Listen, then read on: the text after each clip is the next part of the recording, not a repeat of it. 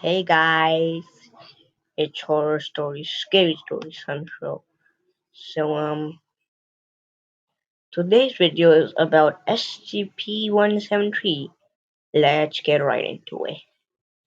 Item SCP-173 is to be kept in a locked container at all times.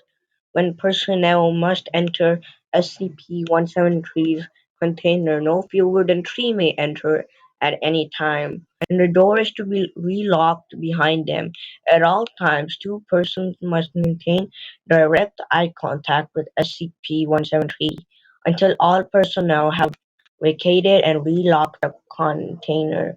Description: Move to Site 1993. Origin is as of yet unknown. It is constructed from concrete and rebar with trace of Krylon brand spray paint.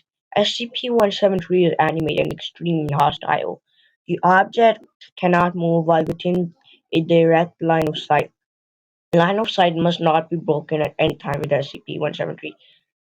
Personnel assigned to enter the container are instructed to alert one another before blinking. Object is reported to attack by snapping the neck at the base of the skull by, or by strangulation. In the event of an attack, personnel are to observe Class 4 hazardous object containment procedures.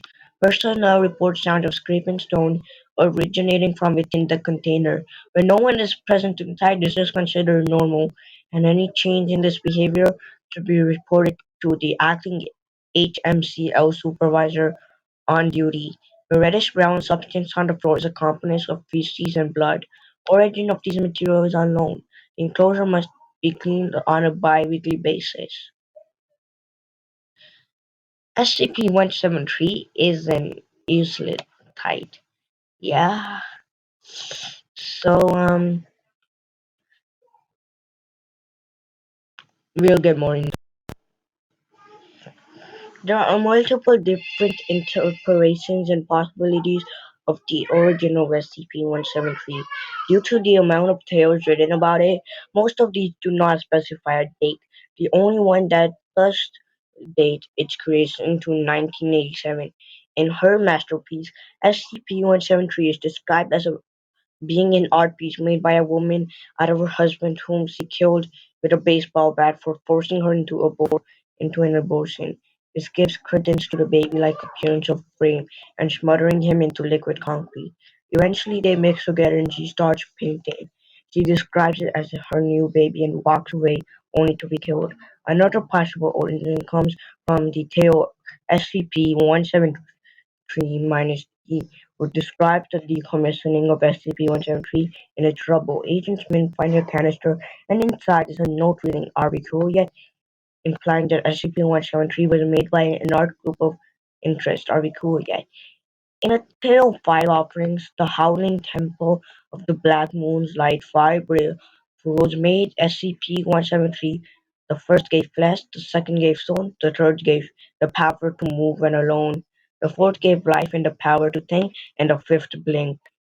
It is animate and extremely hostile, but it's incapable of moving when it's in direct line of sight.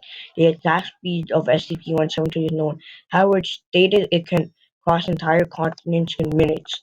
It attacks by snapping the neck at the base of the skull or by strangulation. SCP-173 of high-level thinking, being very nihilistic, does not care about life, but totally enjoy the crunch sound and feeling of snapping necks and finds meaning in this. It's capable of generating feces and blood at its feet and defense mechanism. The scent causing people's eyes to water faster and make them need to blink more. Bye.